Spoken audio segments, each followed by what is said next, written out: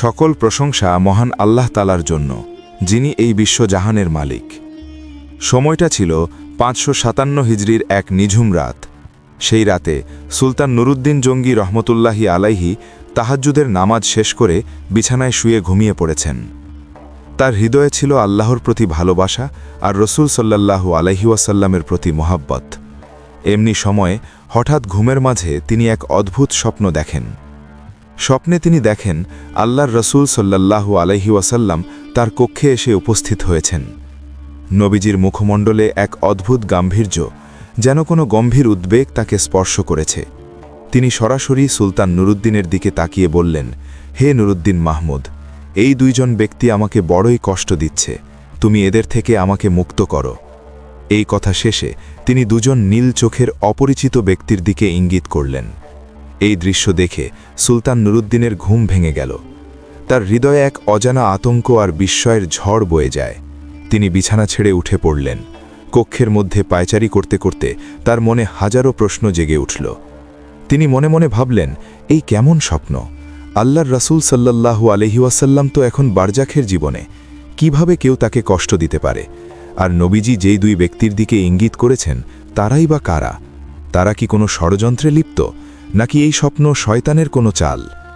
তিনি নিজেকে প্রশ্ন করলেন, শয়তান তো নবীজির রূপ ধারণ করতে পারে না, তাহলে কি এটি সত্য একটি স্বপ্ন? আল্লাহ কি আমাকে কোনো দায়িত্ব দিতে চান? এসব ভাবতে ভাবতে সুলতান নুরুদ্দিন জঙ্গি রহমতুল্লাহি আলাইহির মন অস্থির হয়ে উঠিল। তিনি কি করবেন, কার কাছে পরামর্শ চাইবেন, কিছুই ঠিক করতে পারছিলেন না। কারণ এমন স্বপ্ন তো সবার সঙ্গে আলোচনা করা যায় না। তাই তিনি দ্রুত অজু করে 2 রাকাত নফল নামাজ আদায় করলেন। তারপরে আল্লাহর দরবারে অশ্রুসিক্ত চোখে মোনাজাত করে বলতে লাগলেন, হে আল্লাহ, আমাকে পথ দেখান, এই স্বপ্নের রহস্য কি, আমার কি করণীয়? তার কণ্ঠে কান্নার সুর, হৃদয়ে আল্লাহর উপর পূর্ণ ভরসা। কিন্তু তার কাছে এমন কেউ ছিল না যার সঙ্গে এই গভীর বিষয় নিয়ে তিনি কথা বলতে পারবেন। কিছুক্ষণ পর তিনি আবার বিছানায় শুয়ে পড়লেন। ঘুমের একটু ভাব আসতেই হঠাৎ তিনি আবার সেই একই স্বপ্ন দেখলেন। তিনি দেখলেন আল্লাহর রাসূল সাল্লাল্লাহু আলাইহি ওয়াসাল্লাম তার সামনে দাঁড়িয়ে আছেন। তার মুখে সেই একই উদ্বেগ, সেই একই আকুতি। তিনি বললেন, হে নুরুদ্দিন, এই দুজন থেকে আমাকে মুক্ত করো।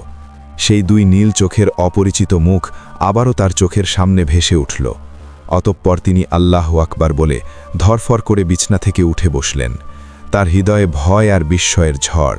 তিনি দ্রুত অজু করে আবারও জায়নামাজে দাঁড়িয়ে গেলেন এবং 2 রাকাত নামাজ আদায় করলেন। তার চোখের পানি যেন আর থামে না। অতঃপর তিনি আবারও আল্লাহর দরবারে মিনতি করে বললেন, হে আল্লাহ, এই কি পরীক্ষা, আমাকে এর মানেই বুঝিয়ে দিন। তিনি বারবার দোয়া করতে লাগলেন। রাত তখনও গভীর। তখন তিনি আকাশের দিকে তাকালেন। তখন স্বপ্নের সেই 2 চেহারা যেন তার দিকে তীব্র গতিতে ধেয়ে আসছে। তিনি চোখ বন্ধ করে সেই মুখমণ্ডল মন থেকে সরানোর অনেক চেষ্টা করলেন, কিন্তু কিছুতেই পারলেন না। সেই নীল চোখ, সেই অপরিচিত চেহারা তার হৃদয়ে যেন গেঁথে গেছে। শেষমেশ নিরুপায় হয়ে তিনি আবারও শুয়ে পড়লেন। ঘুমের মাঝেই তৃতীয়বার সেই একই স্বপ্ন। আল্লাহর রাসূল সাল্লাল্লাহু আলাইহি ওয়াসাল্লাম আবারও তাকে বলছেন, হে নুরুদ্দিন, এই দুজন থেকে আমাকে মুক্ত করো। স্বপ্নের সেই তৃতীয় দৃশ্য নুরুদ্দিন জঙ্গির হৃদয়ে গভীর দাগ কেটে গেল।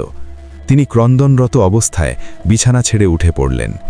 এবার তার মনে দৃঢ় বিশ্বাস জন্মালো যে আল্লাহর রাসূল সাল্লাল্লাহু আলাইহি ওয়াসাল্লামের রওজা মুবারক কোনো মহা বিপদের মুখোমুখি হয়েছে। তখন তিনি আর দেরি না করে তড়িঘড়ি করে অজু করে ফজরের নামাজ আদায় করলেন। নামাজের পর তিনি আল্লাহর কাছে দোয়া করলেন, হে আল্লাহ, দয়া করে আমাকে এই স্বপ্নের তাৎপর্য বুঝিয়ে দিন, আমাকে পথ দেখান। নামাজ শেষে তিনি তার বিশ্বস্ত প্রধানমন্ত্রী জামাল উদ্দিন মৌসুলি রহমতুল্লাহি আলাইহির কাছে গেলেন। গোপনীয়তার শপথ নিয়ে তিনি স্বপ্নের পুরো বিবরণটি তাকে খুলে বললেন। তার কণ্ঠে ছিল উৎকণ্ঠা, চোখে ছিল অশ্রু। তিনি জানতে চাইলেন, এখন আমার কি করা উচিত? এই স্বপ্ন কি কোনো বার্তা বহন করছে? জামাল উদ্দিন মৌসুলি স্বপ্নের বিবরণ শুনে গম্ভীর হয়ে গেলেন। তিনি বললেন, হে সুলতান, এই কি অবস্থা? আপনি এখনও এখানে বসে আছেন। নিশ্চয়ই আল্লাহর রাসূল সাল্লাল্লাহু আলাইহি ওয়াসাল্লামের রওজা শরীফ কোনো গভীর সংকটের মধ্যে পড়েছে, তাই তিনি বারবার আপনার কাছে এসে সাহায্যের আবেদন জানাচ্ছেন। আমার পরামর্শ, আপনি আর এক মুহূর্ত দেরি না করে অতি দ্রুত মদিনা শরীফের পথে রওনা হয়ে যান। এই পরামর্শে সুলতান নুরুদ্দিনের মনে আর কোনোই দ্বিধা রইল না। তার হৃদয়ে একটাই চিন্তা, যেভাবেই হোক রসুল সাল্লাল্লাহু আলাইহি ওয়াসাল্লামের আহ্বানের সাড়া আমাকে দিতেই হবে। তিনি তৎক্ষণাৎ প্রস্তুতি শুরু করলেন। 16,000 দ্রুতগামী অশ্বারোহী সৈন্য আর প্রয়োজনীয় ধনসম্পদ নিয়ে তিনি বাগদাদ থেকে মদিনা শরীফের উদ্দেশ্যে রওনা হলেন। রাত দিন অবিরাম যাত্রা করে অবশেষে 17তম দিনে তিনি মদিনা শরীফের পবিত্র মাটিতে পৌঁছলেন। তার হৃদয়ে তখনও আল্লাহর ওপর ভরসা আর রাসূলের মহাব্বতের অপার আলো জ্বলছিল। মদিনা শরীফে পৌঁছে সুলতান নুরুদ্দিন জঙ্গি রহমতুল্লাহি আলাইহি প্রথমেই তার সৈন্যবাহিনী নিয়ে মসজিদে 2 রাকাত নফল নামাজ আদায় করলেন। নামাজ শেষে তিনি আল্লাহর দরবারে দীর্ঘ মোনাজাতে মগ্ন হলেন। হৃদয়ের গভীর থেকে দোয়া করলেন, হে আল্লাহ, আমাকে সঠিক পথ দেখান। রাসূল সাল্লাল্লাহু আলাইহি ওয়াসাল্লামের আহ্বানে আমি এখানে এসেছি, আমাকে আমার দায়িত্ব পালনে সফল করুন। এরপর তিনি দ্রুত পদক্ষেপ নিলেন।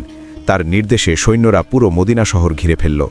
তিনি ঘোষণা করলেন, বাইরে থেকে যে কেউই মদিনায় প্রবেশ করতে পারবে, কিন্তু মদিনার কেউ যেন বাইরে যেতে না পারে। তার হৃদয়ে একটাই লক্ষ্য, স্বপ্নে দেখা সেই 2 ব্যক্তিকে খুঁজে বের করা। অতঃপর সুলতান জুম্মার নামাজের খুতবা দেওয়ার জন্য দাঁড়ালেন। সেই খুতবায় তিনি ঘোষণা করলেন, আমি মদিনার মানুষকে আমার দাওয়াতে আমন্ত্রণ জানাচ্ছি। আমার ইচ্ছা প্রত্যেকে এই আয়োজনে শরিক হোক, কেউ যেন বাদ না পড়ে। অতঃপর সুলতান বিশাল আয়োজন করলেন। মদিনার প্রতিটি মানুষের জন্য খাবারের ব্যবস্থা করা হলো। যারা দূরে ছিল তাদের জন্য ঘোড়া আর গাধার ব্যবস্থা করে আনা হলো। কেউ যেন এই দাওয়াত থেকে বঞ্চিত না হয়, তিনি সে বিষয়ে কঠোর নির্দেশ দিলেন। দিনের পর দিন প্রায় 15 দিন ধরে অগণিত মানুষ এই দাওয়াতের শরিক হলেন। প্রত্যেকে তৃপ্তি সহকারে খাবার গ্রহণ করলেন। সুলতান প্রতিটি মুখের দিকে তীক্ষ্ণ দৃষ্টিতে তাকাচ্ছিলেন। স্বপ্নে দেখা সেই নীল চোখের 2 ব্যক্তির চিহ্ন খুঁজছিলেন। অবশেষে তিনি যখন জিজ্ঞাসা করলেন, আর কেউ কি বাকি আছে, তখন লোকজন জানালো, হে সুলতান, মদিনার সবাই এই দাওয়াতে শরিক হয়েছে, আর কেউই বাকি নেই। এই কথা শুনে সুলতানের মন অস্থির হয়ে উঠল। তিনি যেন চিন্তার সাগরে ডুবে গেলেন। মনে মনে তিনি ভাবলেন, যদি মদিনার সবাই এখানে এসে থাকে, তবে সেই 2 ব্যক্তি কোথায়? আমি তো প্রতিটি মুখ সতর্কতার সঙ্গে দেখেছি, কিন্তু স্বপ্নের সেই 2 ব্যক্তির চেহারা কারোর মধ্যে মিলেনি। তাহলে কি আমার প্রচেষ্টা ব্যর্থ হবে? আমি কি রাসূল সাল্লাল্লাহু আলাইহি ওয়াসাল্লামের আহ্বানে সাড়া দিতে ব্যর্থ হব? তবে কি আমি সেই অভিশপ্ত 2 জনকে খুঁজে বের করতে পারবো না? সুলতান নুরুদ্দিন জঙ্গি রাহিমাহুল্লাহ চিন্তার সাগরে ডুবে গেলেন। তার হৃদয়ে অস্থিরতা, মনে একটাই প্রশ্ন ঘুরপাক খেতে লাগলো যে সেই 2 ব্যক্তি কোথায়? তিনি থেমে থাকার মানুষ ছিলেন না। তার ঈমান আর রাসূলের প্রতি তার মহব্বত তাকে দৃঢ়তা দিল। তিনি পুনরায় ঘোষণা করলেন, আমি বিশ্বাস করি মদিনার সবাই এখনও আমার দাওয়াতে শরিক হয়নি। আপনারা আরও গভীরভাবে খোঁজ করুন। যারা বাকি আছে তাদের অবশ্যই এই আয়োজনে নিয়ে আসুন। মদিনাবাসীরা এক বাক্যে বলে উঠল, হে সুলতান, মদিনার আশেপাশে এমন কেউই নেই যে আপনার দাওয়াতে শরিক হয়নি। সবাই এসেছে। কিন্তু সুলতানের মন মানল না। তিনি বলিষ্ঠ কণ্ঠে বললেন, আমি যা বলেছি সেটাই সঠিক। আপনারা আরও ভালোভাবে অনুসন্ধান করুন। কেউ বাকি থাকলে তাদের খুঁজে বের করুন। তার এই অটল বিশ্বাস দেখে জনতার মাঝ থেকে একজন এগিয়ে এলেন।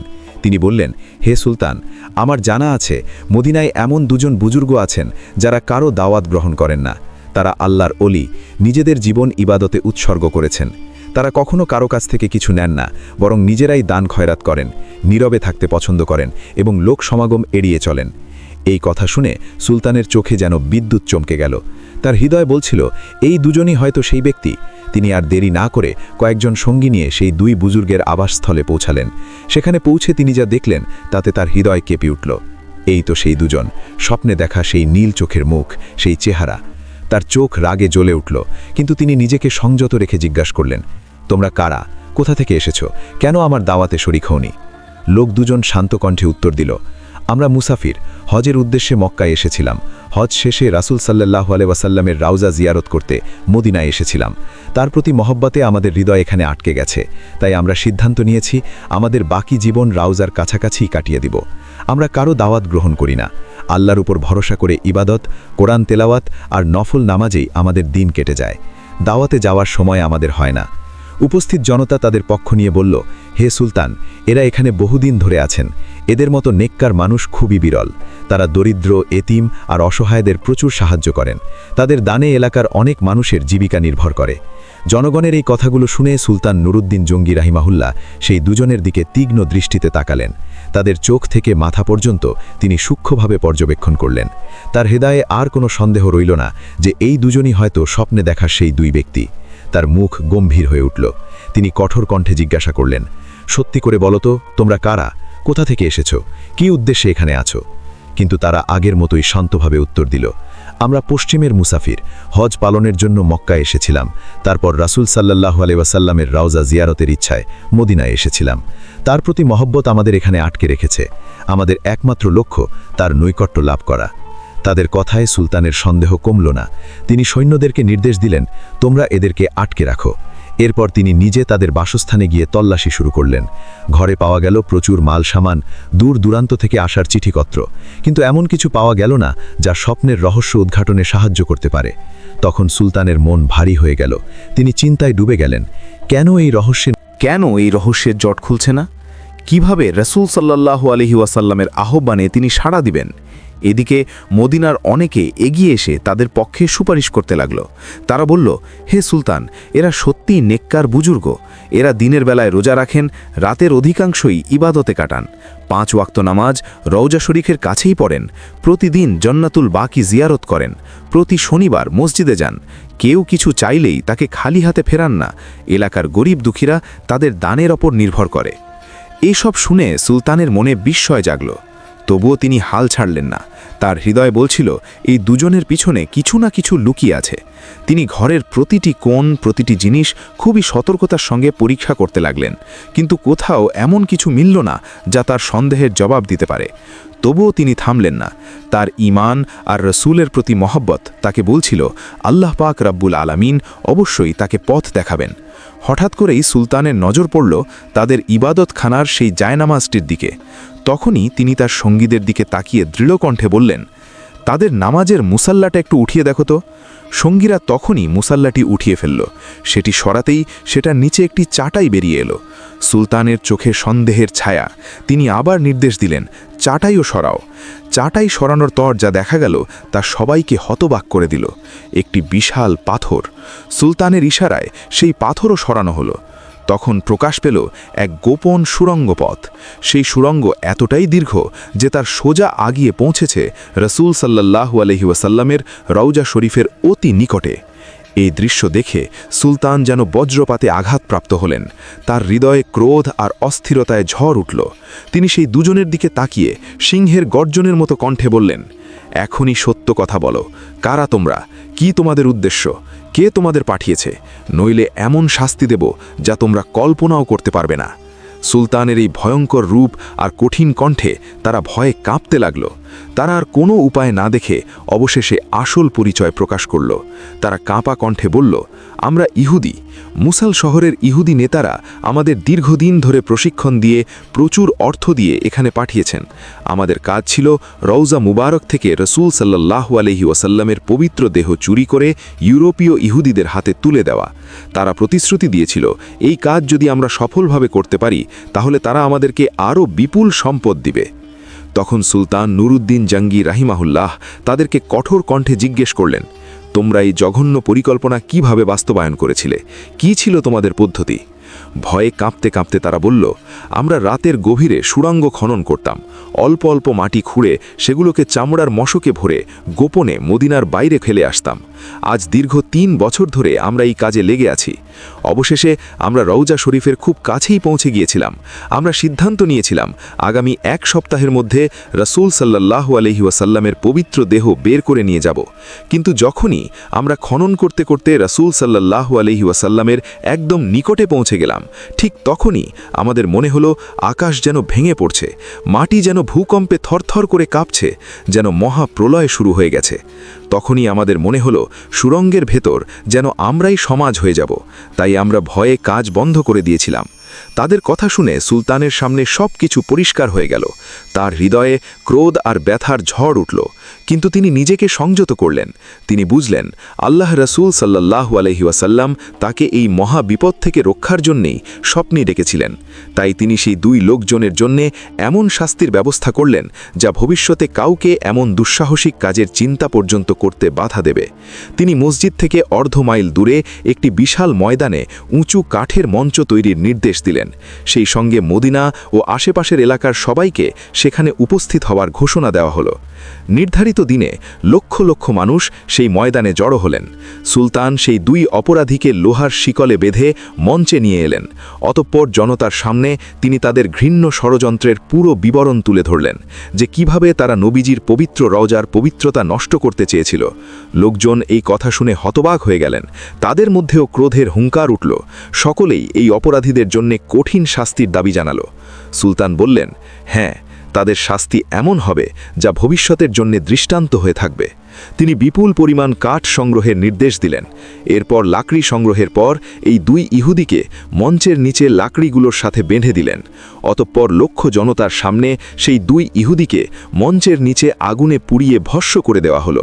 কেউ কেউ বলেন সেই আগুন নাকি টানা 11 দিন ধরে জ্বলছিল, যেন এই শাস্তি পৃথিবীর বুকে এক চিরস্থায়ী সতর্কবাণী হয়ে রইল। এরপর সুলতান নুরুদ্দিন জঙ্গি রহিমাহুল্লাহ প্রচুর অর্থ ব্যয় করে বিজ্ঞ মনীষীদের পরামর্শে এক দুর্ভেদ্য পরিকল্পনা তৈরি করলেন।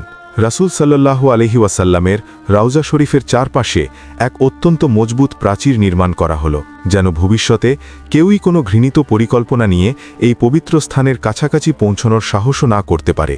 এই প্রাচীর ছিল তার ঈমান আর মহব্বতের প্রতীক, যা নবীজির রওজার পবিত্রতা রক্ষার জন্য চিরকাল দাঁড়িয়ে থাকবে।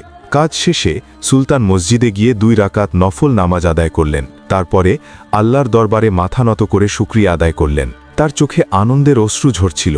তিনি ভাবলেন, হে আল্লাহ, তুমি আমাকে তোমার প্রিয় হাবিব সাল্লাল্লাহু আলাইহি ওয়াসাল্লামের খেদমতের এমন মহান দায়িত্ব পালনের তৌফিক দিয়েছ। এর চেয়ে বড় নেয়ামত আর কি হতে পারে। তার হৃদয় ছিল আল্লাহর প্রতি কৃতজ্ঞতা আর রাসূলের প্রতি অপার ভালোবাসা। একদিন হযরত মাইজ বিন মালিক রাদিয়াল্লাহু আনহু আল্লাহর রাসূল সাল্লাল্লাহু আলাইহি ওয়াসাল্লামের কাছে এসে কাতর কণ্ঠে বললেন, হে আল্লাহর রাসূল, আমাকে পবিত্র করুন। তার কথায় ব্যথা আর অনুশোচনার ছাপ। নবীজি সাল্লাল্লাহু আলাইহি ওয়াসাল্লাম শান্ত কণ্ঠে বললেন, তুমি এখান থেকে চলে যাও, আল্লাহর কাছে ক্ষমা চাও এবং তওবা করো। মাইজ চলে গেলেন, কিন্তু তার হৃদয়ের অস্থিরতা কমল না। কিছু দূর গিয়ে তিনি আবার নবীজির দরবারে ফিরে এলেন। তিনি অশ্রুসিক্ত কণ্ঠে নবীজিকে বললেন, ইয়া রাসূলাল্লাহ, আমাকে পবিত্র করুন।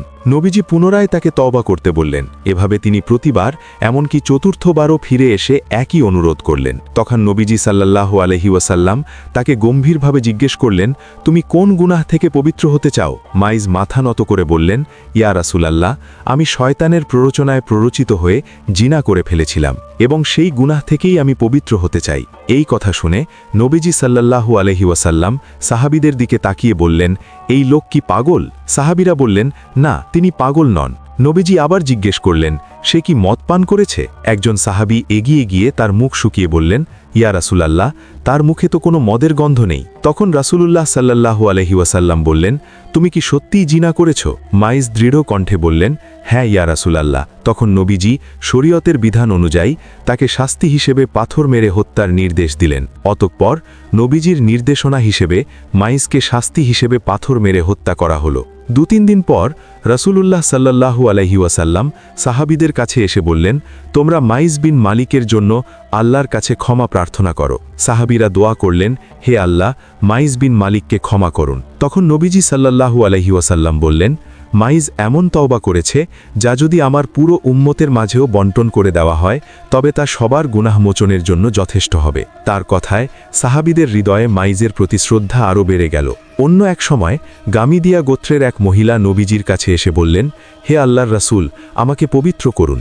নবীজি বললেন, তুমি চলে যাও, আল্লাহর কাছে তওবা করো এবং তার নিকটেই ক্ষমা চাও। কিন্তু মহিলাটি বললেন, আপনি মাইজকে যেমন ফিরিয়ে দিয়েছিলেন, আমাকেও কি তেমন ফেরাতে চান? আমার গর্ভে যে সন্তানটি রয়েছে সেটি একটি নাজায়েজ সন্তান। আমি পরপুরুষের সাথে জিনা করার ফলে আমার গর্ভে এই সন্তানটি এসেছে। নবীজি জিজ্ঞেস করলেন, তুমি কি সত্যিই অন্তঃসত্ত্বা? মহিলা বললেন, হ্যাঁ। তখন নবীজি বললেন, তুমি এখন ফিরে যাও, সন্তান প্রসবের পর আবার আসো। একজন আনসারি সাহাবী মহিলাকে তার তত্ত্বাবধানে নিয়ে গেলেন। কিছুদিন পর মহিলার জন্মালো। আনসারি সাহাবী নবীজির কাছে এসে বললেন, ইয়া রাসূলুল্লাহ, গামিদিয়া মহিলার সন্তান হয়েছে। নবীজি বললেন, এই শিশুকে এখন কে দুধ পান করাবে? আমরা এখনই তাকে শাস্তি দিতে পারি না। তখন একজন আনসারি সাহাবী দাঁড়িয়ে বললেন, ইয়া রাসূলুল্লাহ, আমি শিশুটির দুধ পানের ব্যবস্থা করব। তখন নবীজি শরীয়তের বিধান অনুযায়ী মহিলাটিকে পাথর মেরে হত্যার নির্দেশ দিলেন। তার নির্দেশে মহিলার জন্য বুক পর্যন্ত একটি গর্ত খনন করা হলো। এরপর সাধারণ জনতা শরীয়তের হুকুম অনুযায়ী মহিলাকে পাথর মারতে শুরু করল।